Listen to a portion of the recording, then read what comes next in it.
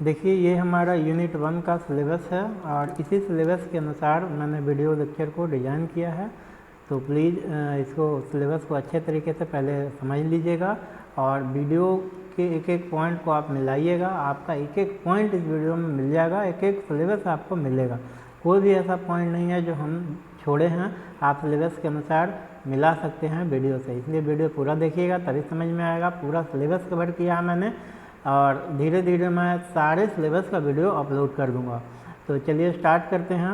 और जो भी विद्यार्थी अप्लाइड फिजिक्स 1 और अप्लाइड फिजिक्स 2 को पढ़ते हैं उन तक ये वीडियो पहुंचा दें ताकि उनको लाभ मिल सके। चलिए स्टार्ट करते हैं। हेलो स्टूडेंट्स, मैं नलीन आज आप लोगों के लिए बहुत ही इंटरेस्टिंग वीडियो लेकर आया हूं जिसमें मैं आपको आज वेव मोशन के बारे में पढ़ाऊंगा।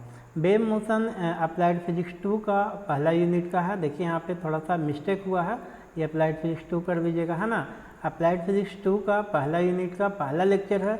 तो प्लीज़ जो भी एसवीटी से बिलोंग करने वाले स्टूडेंट हैं जिनको अप्लाइड फिजिक्स 2 पढ़ना है वो उन तक इस चैनल के बारे में बता दे, वीडियो के बारे में बता दे ताकि उनको लाभ मिल सके। यही सब्जेक्ट जब मैकेनिकल और इलेक्ट्रिकल वाले सेकेंड सेमेस्टर में जाएंगे उनको भी पढ़ना है और 11-12 में भी पढ़ना है। तो चलिए स्टार्ट करते हैं वेव मोशन और शुरुआत करते हैं आज से पहला यूनिट का। तो चलिए स्टार्ट करते हैं। तो सबसे पहले हम वेव कहते हैं किसको हैं, वेव मोशन किसको कहते हैं अच्छे तरीके से समझेंगे, वेव को डिफाइन करेंगे। तो the wave motion is disturbance produced in a physical medium, किसी भौतिक के माध्यम में जब डिस्टर्बेंस क्रिएट होता है ना, which advances in the medium with a definite speed, और मीडियम में आगे बढ़ते रहता है कुछ निश्चित स्पीड से विदाउट चेंजिंग इट्स फॉर्म, बिना अपने आकार को बदले हुए, है ना, बिना बदलाव का। तरंग गति एक भौतिक माध्यम में उत्पन्न एक विक्षोभ है जो माध्यम में अपने रूप को बदले बिना एक निश्चित गति से आगे बढ़ता है ना, एक कांस्टेंट मोशन। जैसे पानी में ढेला मारते हैं तो विक्षोभ उत्पन्न होता है इस तरह से, है ना, क्रेस्ट और ट्रफ में, और वो आगे किनारे पर जाकर के खत्म हो जाता है। तो ये जो वेव है हर चीज़ में होता है ना, करंट में भी वेव है, सिनुसाइडल वेव, ये वाटर में भी वेव है तो उसको हम लोग वाटर वेव कहते हैं, हवा में भी वेव है। तो सारी चीज़ों में ये उत्पन्न होता है, लेकिन हवा हमें दिखता नहीं है, पानी में तो हम देख लेते हैं, करंट हमें दिखता नहीं है, इसको हम लोग सिनुसाइडल वेव मान के चलते हैं। देखिए थोड़ा सा जानकारी ले लीजिए वेव के बारे में। ये देखिए वेव को दिखाया गया है, इसमें हमारा दो वेव यहाँ से यहाँ तक के डिस्टेंस को हम लोग वेवलेंथ कहते हैं। The distance between crest and to crest के बीच के डिस्टेंस को हम लोग वेवलेंथ कहते हैं। इसको क्रेस्ट कहते हैं, इसको ट्रफ कहते हैं इंग्लिश में, है ना, इसको हिंदी में शीर्ष और गर्भ कहते हैं। और यहाँ से क्रेस्ट का जो हाइट होता है उसको हम लोग एम्पलीट्यूड कहते हैं, है ना। तो मेरे हिसाब से आपको समझ में आ गया होगा वेव क्या है। चलिए नेक्स्ट देखते हैं वेव मोशन है क्या, है ना। वेव गति यानी विक्षोभ गति कहते हैं किसको हैं, तो कहता है the wave motion is the transfer of energy, energy का ट्रांसफर, ऊर्जा का transfer, and momentum from one point of the medium to another point, एक माध्यम से दूसरे माध्यम में मोमेंटम यानी संवेग का ट्रांसफर है of the medium without actual transport of matter between 2 point. दोनों बिंदुओं के बीच मैटर का किसी तरह का ट्रांसफर नहीं होता है, सिर्फ क्या ट्रांसफर होता है, एनर्जी ट्रांसफर होता है। यानी तरंग गति क्या है, देखिए यहाँ से तरंग गति माध्यम के एक बिंदु से दो बिंदुओं के बीच पदार्थ के वास्तविक परिवहन के बिना माध्यम के एक बिंदु से दूसरे बिंदु तक ऊर्जा और गति का स्थानांतरण है ना, ऊर्जा और गति का स्थानांतरण है। ट्रांसवर्स वेव, वेव होता कितना तरह का है, तो वेव मोशन दो तरह का होता है, ट्रांसवर्स वेव और लॉन्गिट्यूडनल वेव। सॉरी, वेव दो तरह का होता है जनरली, ट्रांसवर्स वेव और लॉन्गिट्यूडनल वेव। तो अभी हम लोग पढ़ने वाले हैं ट्रांसवर्स वेव के बारे में। जैसा कि सिलेबस डिजाइन किया गया है अकॉर्डिंग टू दी पॉइंट, मैं सिलेबस के अनुसार ही चलूँगा, सिलेबस से एक पॉइंट भी आगे पीछे नहीं रहेगा, इसलिए इसको ईमानदारी से आप लोग फॉलो कीजिएगा, पूरा वीडियो देखिएगा, नोट्स भी बना लीजिएगा, बोर्ड में काम देगा, है ना। Waves in which the medium moves at right angles to the direction of the wave, है ना। कहता है माध्यम का गति यानी माध्यम का मूवमेंट राइट एंगल से, मूवमेंट इस तरह से हो रहा है, उसका कंपन अप एंड डाउन 90 डिग्री से परपेंडिकुलर हो, उसको हम लोग ट्रांसवर्स वेव कहते हैं। If a propagation of a wave through medium, the medium particle oscillates along a direction, अगर along a direction perpendicular to the direction of propagation, wave का propagation ऐसे हो रहा है और वाइब्रेशन ऐसे हो रहा है। सोचिए इसको हम लोग ट्रांसवर्स वेव नाम देते हैं, है ना। Wave, the wave is called transverse wave. Hindi में समझिए, अनुप्रस्थ तरंग, ट्रांसवर्स वेव को हिंदी में हम लोग अनुप्रस्थ तरंग कहते हैं। अनुप्रस्थ तरंगे वे तरंगे जिनमें माध्यम तरंग की दिशा में संपूर्ण पर गति करता है। यदि एक माध्यम के माध्यम से एक तरंग के प्रसार पर माध्यम कण तरंग के प्रसार की दिशा के लंबवत दिशा में दोलन करता है तो तरंग को अनुप्रस्थ तरंग कहा जाता है। यानी वाइब्रेशन मीडियम का प्रोपगेशन ऐसे है, वेव का प्रोपगेशन ऐसे, देखिए वेव प्रोपगेट ऐसे कर रहा है, अब वाइब्रेशन ऐसे है परपेंडिकुलरली, तो इसको हम लोग ट्रांसवर्स वेव, देखिए फिगर के माध्यम से दिखाते हैं आपको। ये है ट्रांसवर्स वेव का एग्जांपल। इसमें देखिए आप यहाँ पे मीडियम प्रोपगेट कर रहा है इधर, मीडियम प्रोपगेट कर रहा है इधर, लेकिन इसका वाइब्रेशन किधर है, तो up and down, up and down vibration, देखिए अप एंड डाउन है, वाइब्रेशन अप एंड डाउन है, तो इसको हम लोग ट्रांसवर्स वेव कहते हैं। चलिए आगे देखते हैं।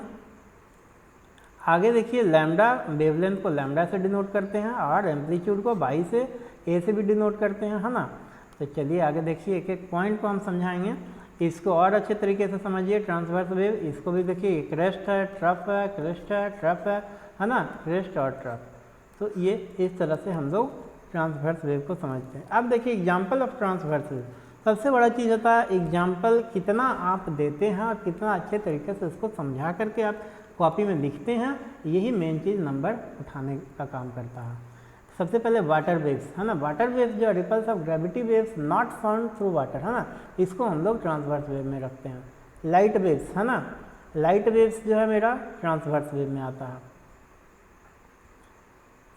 साउंड वेव, अर्थक्वेक वेव्स, है ना, ट्रेंड इंस्ट्रूमेंट हो गया, टॉर्जन हो गया, फिर हम लोग देख रहे थे ये light wave, S wave, earthquake wave, है ना, ये सभी के सभी ट्रांसवर्स वेव के एग्जाम्पल है ना। String instrument, torsion wave, the high point of transverse wave is trough, the low part is trough, crest, sorry, इसको क्रेस्ट कहते हैं हाई पॉइंट को, और लो पॉइंट को ट्रफ बोलते हैं। ये देखिए अभी मैंने बताया था, इसके ये हाईएस्ट पॉइंट को क्रेस्ट और इसको ट्रफ कहते हैं। तो ये सारे के सारे एग्जाम्पल हैं आपके ट्रांसवर्स वेव के। अब देखिए सिंपली डेमोन्स्ट्रेशन हम दे सकते हैं ट्रांसवर्स वेव का, कि एक स्प्रिंग को इस तरह से खींच दे, जो एक तरफ फिक्स कर दे, दूसरी तरफ हम इसको फिक्स करके खींचने के बाद इस तरह से वाइब्रेट करें, तो हमें वो एग्जांपल देगा ट्रांसवर्स वेव का। मतलब कि उसका जो वाइब्रेशन होगा मोशन के, ये मोशन अगर इस तरह से हो रहा है अर्जेंटली, तो पार्टिकल का vibration up and down 90 degree से होगा। चलिए आगे देखते हैं हिंदी में इसी चीज़ को। अनुप्रस्थ तरंगों के उदाहरण, जल तरंगे, गुरुत्वाकर्षण तरंगों के तरंग, पानी के माध्यम से ध्वनि नहीं, है ना, प्रकाश तरंगों, ये सभी ट्रांसवर्स वेव के एग्जाम्पल है, अनुप्रस्थ तरंग के एग्जाम्पल है। ट्रांसवर्स को हिंदी में अनुप्रस्थ कहते हैं ना। फिर है आपका एस लहर, भूकंप तरंगे, भूकंप दो प्रकार का होता है, एस और पी टाइप, है ना। तो एस टाइप जो होता है वो ट्रांसवर्स वेव का एग्जाम्पल है। तरवाला, बाज, मरोड़, लहर अनुप्रस्थ तरंग का उदाहरण है ना, एक शिखर है। तरवाला मतलब कि ये जो अभी बताए थे क्रेस्ट और ट्रफ, है ना, इसी को हिंदी में क्रेस्ट और इसको ट्रफ कहते हैं ना। निचला हिस्सा गर्त है, स्ट्रिंग के एक छोर को सुरक्षित करके, ये स्प्रिंग वाला जो अभी हम बताया, स्ट्रिंग को, धागा को या स्प्रिंग को एक और फिक्स करके इसको आप इस तरह से वाइब्रेट करेंगे, तो ये जो एग्जाम्पल देगा हमें ट्रांसवर्स वेव का एग्जाम्पल देगा। चलिए देखते हैं, the ripples on the surface of the water, electromagnetic waves, tedium और ह्यूमन वेव, है ना, ओशियन वेव, ये सभी के सभी ट्रांसवर्स वेव के एग्जाम्पल है। पानी की सतह पे लहरें, बिंदु चुंबकीय तरंगे, स्टेडियम या मानव लहर, समुद्री लहर, है ना, भूकंप की द्वितीयक तरंगे। द्वितीयक तरंगे जो होता है इस टाइप, वो ट्रांसवर्स वेव का एग्जाम्पल है। आगे देखिए हम लोग पढ़ते हैं लॉन्गिट्यूडनल वेव। तो लॉन्गिट्यूडनल वेव के बारे में कहता है, if propagation of wave through medium, the medium particle oscillate parallel to the direction of propagation of wave, यानी जिस दिशा में प्रोपगेट कर रहा है वेव, उसी दिशा में उसका वाइब्रेशन भी है, इसी तरह से, इस तरह से, है ना। तो साउंड वेव जो है हमारा, वो लॉन्गिट्यूडनल वेव का एग्जाम्पल है। Direction of propagation of the wave is called a longitudinal wave. ये लॉन्गिट्यूडनल वेव, इसको हम लोग अनुधार्य तरंग कहते हैं, है ना, ध्यान दीजिएगा। Longitudinal wave has the movement of the particles in the medium in the same dimensions at the direction of movement of the wave. मतलब कि वेव इधर मूव कर रहा है तो वाइब्रेशन भी उधर ही हो रहा है। एग्जाम्पल में देखिए साउंड वेव जो है अनुधारी यानी लॉन्गिट्यूडनल वेव का एग्जाम्पल है, और P type earthquake, S type earthquake जो है हमारा वो ट्रांसवर्स वेव का एग्जाम्पल है, लेकिन पी टाइप अर्थक्वेक हमारा लॉन्गिट्यूडनल वेव का एग्जाम्पल है। फिर कंपैरेशन वेव, ये सभी के सभी लॉन्गिट्यूडनल यानी अनुधार्य तरंग के एग्जाम्पल है। देखिए हिंदी में अनुधार्य तरंग को यदि एक माध्यम के माध्यम से एक तरंग का प्रसार माध्यम कण तरंग के प्रसार की दिशा के समानांतर दोलन करता है तो तरंग को अनुधार्य तरंग कहा जाता है। एक अनुधार्य तरंग में माध्यम के कणों की गति तरंग की गति के दिशा के समान आयाम में होती है। अनुधार्य तरंगों के उदाहरण ध्वनि तरंग हो गया, पी प्रकार के तरंग। देखिए इसमें क्या है ना, वाइब्रेशन भी इसी साइड में होता है ना, वाइब्रेशन भी इसी साइड में है और इसका प्रोपगेशन भी इसी साइड में है, तो इसको हम लोग ध्वनि तरंग कहते हैं। ठीक है, चलिए इसको फिगर के माध्यम से देखते हैं। साउंड वेव को देखिए, ये साउंड वेव दिखा रहा है, मतलब कि साउंड वेव का वाइब्रेशन देख रहे हैं इधर ही है, कभी मोटा वाइब्रेशन हो गया यहाँ से यहाँ, कभी पतला कभी मोटा, तो वाइब्रेशन भी इसी मीडियम में है और प्रोपगेशन भी इसी मीडियम में है, तो इसको हम लोग लॉन्गिट्यूडनल वेव कहते हैं। और अच्छे तरीके से साउंड वेव को समझते हैं। Sound wave is an example of longitudinal wave and is produced by the vibrating motion of the particle that travel through a conductive medium, है ना। और दूसरा इसको कलर ले लेते हैं, थोड़ा सा इसमें दिक्कत हो रहा है ना। देखिए conducting medium, an example of sound wave is a longitudinal direction in is the turning fork. Turning fork कैसा होता है, टर्निंग फॉर्क कैसा होता है देखे होंगे 8वां क्लास में। इसको जब बजाइएगा तो इस तरह से, ये घंटी जो हम लोग मंदिर में बजाते हैं तो टन आवाज़ करता है ना, तो ये लॉन्गिट्यूडनल वेव का एग्जाम्पल है, यानी अनुधार्य तरंग, है ना। देखिए in sound waves the amplitude of wave is the difference between the maximum pressure caused by the wave and the pressure of the understand air. The propagation of sound depends upon the type, composition of the medium and temperature. Sound कितना अच्छा से propagate करेगा वो 3-4 बातों पर निर्भर करता है। Propagation of the sound depends upon the type, composition of medium, temperature, और ये इन सारी चीज़ों पर निर्भर करता है। चलिए आगे देखते हैं। ध्वनि तरंग एक अनुधार्य तरंग का एक उदाहरण है। एक प्रवाहकीय माध्यम से यात्रा करने वाले कणों की कंपन गति से उत्पन्न होती है।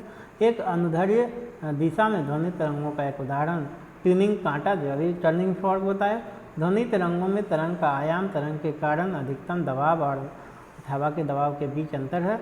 ध्वनि के प्रसार की गति माध्यम के प्रकार, संरचना और तापमान पर निर्भर करती है जिसके माध्यम से यह फैलता है। चलिए ये देख लीजिए, एग्जाम्पल है साउंड वेव का, ये भी एग्जाम्पल है आपका, है ना, क्या इसके बोलते हैं लॉन्गिट्यूडनल वेव का। तो ये कंप्रेशन रिफ्रैक्शन इस तरह से दिखा रहा है। चलिए नेक्स्ट देखते हैं, characteristics of wave motion. Wave motion के कौन कौन से गुण हैं इसको आप अच्छे तरीके से समझिए। तो वेव मोशन के गुण देखिए, the main characteristics of wave motion are described below, नीचे दिया गया, हम लोग एक एक वेव मोशन का कैरेक्टरिस्टिक्स पढ़ेंगे, समझेंगे।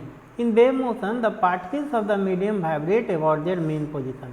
मध्य बिंदु के अबाउट ही पार्टिकल प्रोपगेट करता है, यानी वाइब्रेट करता है, प्रोपगेट नहीं वाइब्रेट करता है। The particles of the medium do not move from one place to another. जो माध्यम का कण है एक स्थान से दूसरे स्थान प्रोपगेशन नहीं करता, वो एक मीन पोजीशन के about to and fro motion यानी वाइब्रेट करता है। अ मोशन, सेकंड पॉइंट देखिए, motion a wave motion travels at the same speed in all directions in the given medium. कहता है वेव मोशन में जो पार्टिकल्स होता है ना, motion travels, wave motion travels at the same speed, एक ही दिशा में एक ही स्पीड से उस चारों दिशाओं में फैलता है ना। The speed of a wave depends upon the nature of the medium.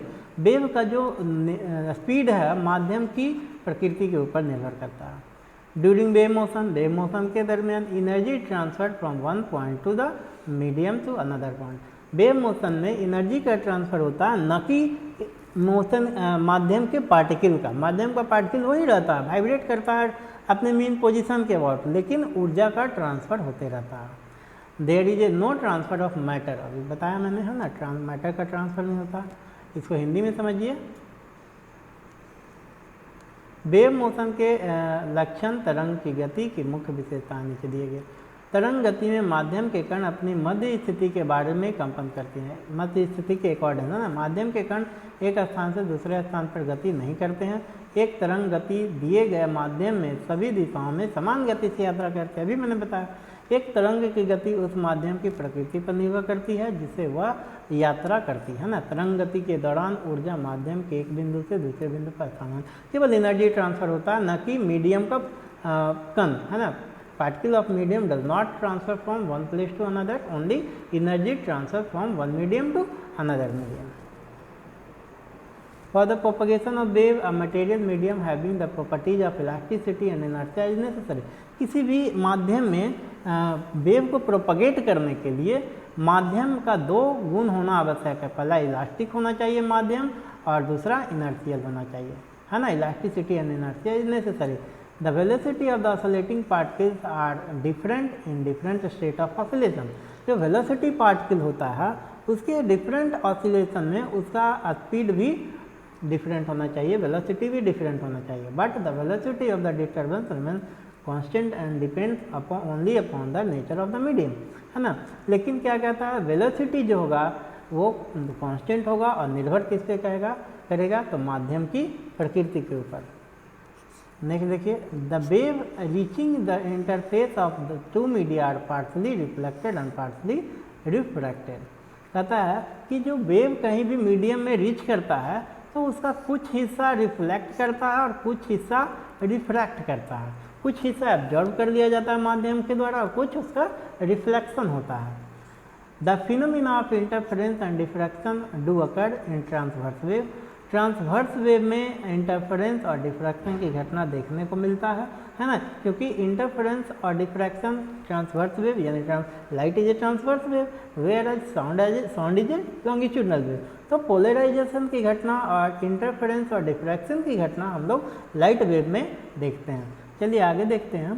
तरंगों के प्रसार के लिए लोच और जड़ता के गुणों वाला, लोच कहते हैं ये इलास्टिसिटी को, जड़ता तो इनर्शिया हो गया, भौतिक माध्यम में आवश्यक है। दोलन की विभिन्न अवस्थाओं में दोलन करने वाले कणों का वेग भिन्न है, लेकिन विक्षोभ का वेग स्थिर रहता है। कण का वेलोसिटी डिफरेंट हो सकता है लेकिन जो वेव मोशन है वो कांस्टेंट होगा और केवल माध्यम की प्रकृति पर निर्भर करता है। दो मीडिया के इंटरफेस तक पहुंचने वाले सभी तरंगें आंशिक रूप से परावर्तित होती है और आंशिक रूप से अपवर्तित होती है।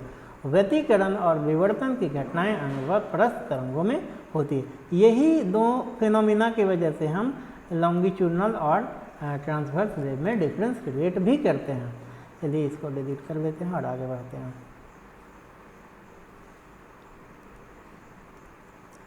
नेक्स्ट देखिए, वेवलेंथ किसको कहते हैं। अब हम लोग छोटे छोटे टर्म्स को पढ़ेंगे। वेवलेंथ, तो वेवलेंथ अभी हमने देखा था फिगर के माध्यम से भी।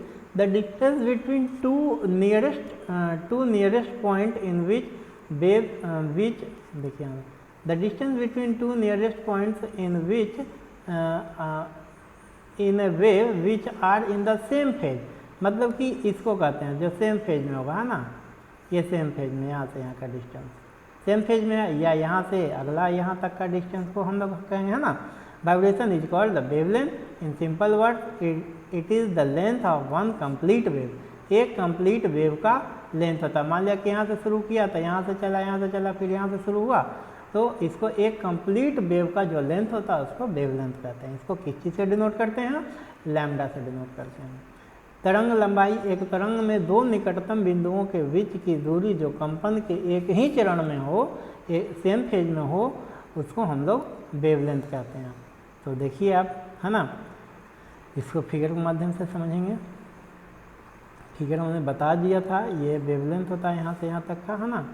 इसे देखिए, ये यहाँ से यहाँ एम्पलीट्यूड कहलाता है और यहाँ से यहाँ तक के डिस्टेंस को एक बार फिर से देख लीजिए, हम लोग वेवलेंथ कहेंगे। इसको लैम्डा से डिनोट करते हैं। amplitude. The amplitude of a wave is the magnitude of maximum displacement of the vibrating particles on the either side of the mean position, है ना। मीन पोजीशन के आइदर साइड में जो मैक्सिमम डिस्प्लेसमेंट होता है उसको एम्पलीट्यूड कहते हैं। इसको हम लोग ए से डिनोट करते हैं, इसका ऐसा यूनिट मीटर है। तो ये मेरा एम्पलीट्यूड है, पॉजिटिव एम्पलीट्यूड है ना, ये मैक्सिमम हाइट, या इसको हम लोग निगेटिव में जाएं तो ये भी एम्पलीट्यूड ही कहलाएगा, यहाँ से यहाँ तक का डिस्टेंस। हिंदी में देखिए आयाम, इसको हिंदी में आयाम कहते हैं। तरंग का आयाम कंपन कणों की उनकी मध्य स्थिति के दोनों ओर अधिकतम विस्थापन का परिमाण है। इसे अक्षर ए से दर्शाया जाता है और इसका ऐसा मात्रक मीटर होता है। नेक्स्ट देखिए, यहाँ पे सारी चीज़ों को दिखाया गया, अभी मैंने फिगर में बताया भी था। तो ये मेरा देखिए वेवलेंथ हो गया, है ना, और ये मैक्सिमम एम्पलीट्यूड हो गया, ए से डिनोट करते हैं, वेवलेंथ को लैम्डा से डिनोट करते हैं। ये मेरा क्रेस्ट है, बार बार बोलते हैं, और ये मेरा ट्रफ है। आगे देखिए, हिंदी में शीर्ष और गर्भ कहते हैं। टाइम पीरियड कैसे डिफाइन करते हैं? तो टाइम पीरियड कहता है the time required to produce one complete wave is called time period. एक कंप्लीट वेव को करने में, एक कंप्लीट वेव को यहाँ से यहाँ तक जाने में जितना समय लगता है उसको टाइम पीरियड कहते हैं। एक पूर्ण तरंग को उत्पन्न करने में लगने वाले समय को तरंग का आवर्त काल कहते हैं, है ना। फ्रीक्वेंसी देखिए क्या है, frequency, the frequency of an oscillating particle is the number of oscillation, number of vibrations और number of oscillation per second is called frequency. The unit of frequency, frequency का यूनिट हमारा हर्ट्ज होता है, hertz में major करते हैं। और wave का यूनिट क्या हो जाएगा? अगर फ्रीक्वेंसी और टाइम पीरियड एक दूसरे का उल्टा पुल्टी है ना, F = 1/T होता है। आवृत्ति, एक दोलन कण की आवृत्ति एक सेकंड में पूर्ण दोलनों की संख्या है। आवृत्ति की इकाई हर्ट्ज है। तरंग की आवृत्ति 1/T है। इसे आमतौर पर NU यानी इस तरह से दिखाया जाता है, फ्रीक्वेंसी को, है ना, इस तरह से दिखाया जाता है। चलिए आगे देखते हैं, वेव वेलोसिटी क्या है। कहता है wave velocity the distance travelled by the wave in 1 second. एक सेकेंड में वेव जितनी दूरी तय करे, है ना, इतनी दूरी तय किया तो उसको वेव वेलोसिटी का equal wave velocity. It is represented by V से डिनोट करते हैं एंड ऐसा यूनिट मीटर पर सेकेंड। तरंग वेग, तरंग द्वारा एक सेकेंड में तय की गई दूरी तरंग वेग कहलाती है। इसे V से प्रदर्शित किया जाता है और इसका मात्रक मीटर पर सेकेंड होता है। फेज देखिए, all the points on a wave which are in the same state of vibration are said to be in the same phase, thus in the wave shown in figure। अगर जैसे मान लिया कि same phase में कैसे होगा, point ऐसे हम दे दें आपको, यहाँ से यहाँ, यहाँ से यहाँ, यहाँ पे दे दे T Q R, है ना, यहाँ पे L दे दे, है ना। तो कहेंगे P Q R same phase में, क्या L सेम फेज में होगा? नहीं, अपोजिट फेज में हो गया। तो P Q R are in the same phase but L is in the opposite phase, है ना। चरण, एक तरंग पर सभी बिंदुओं जो कंपन एक ही अवस्था में होते हैं एक ही चरण में कहे जाते हैं। इस प्रकार अंतर में दिखाए गए लहर, यहाँ पे देखिए हम लोग सेम फेज में कहेंगे। अब यहाँ पे अगर हम लोग कैलकुलेट करना चाहें तो क्या बोलेंगे? Point B, point F, point J are in the same phase. उसी तरह से point D, point H same phase में है ना। क्या B और D को सेम फेज में कहेंगे? नहीं। F और, ये देखिए F है, F और H को सेम फेज में कहेंगे? नहीं, ये अपोजिट फेज में कहलाएंगे। देखिए इसको अच्छा समझिए, point B, F and J are in the same phase, all lie in the on the crust. यहाँ पे देखिए B, F, J, है ना, इसे मिटा लीजिए बढ़िया से। B, F और J सेम फेज में है ना।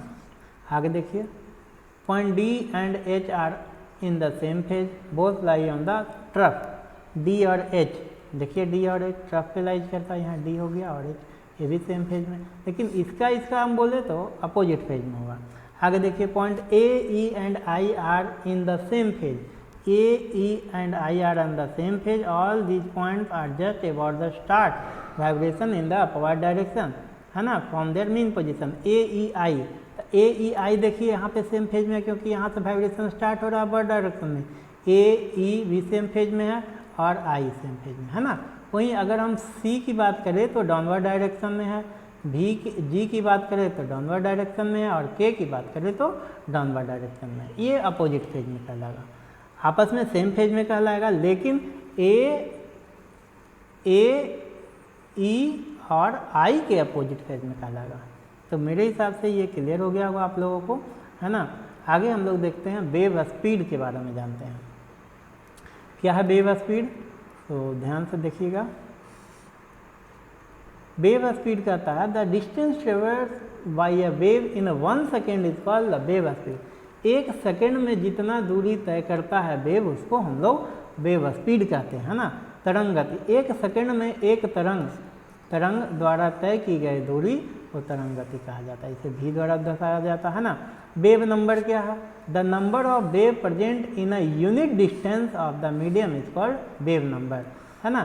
कहता है the number of wave present in a unit distance, इकाई दूरी में जितना वेव आएगा, इकाई दूरी में, मान लिया कि यहाँ से यहाँ इकाई दूरी है, यहाँ देखिए, मान लिया कि यहाँ से यहाँ इकाई दूरी है ना, इतना इसमें जितना वेव आएगा उसी को हम क्या नाम देंगे, वेव नंबर। अब वेव को काउंट कर लीजिए जितना वेव आता है। चलिए आगे देखते हैं अब हम लोग।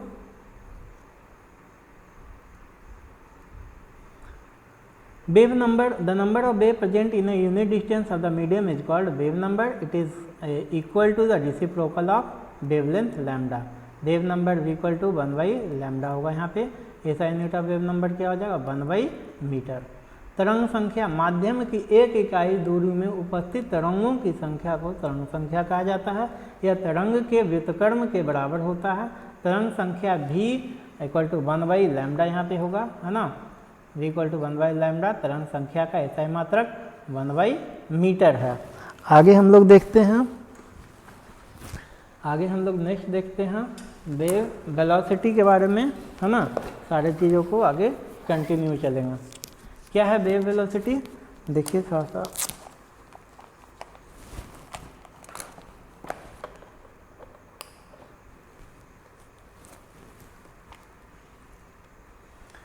ध्यान दीजिएगा, वेव वेलोसिटी, है ना। Wave velocity and phase velocity कहता है the distance covered by the wave per unit time in its direction of propagation.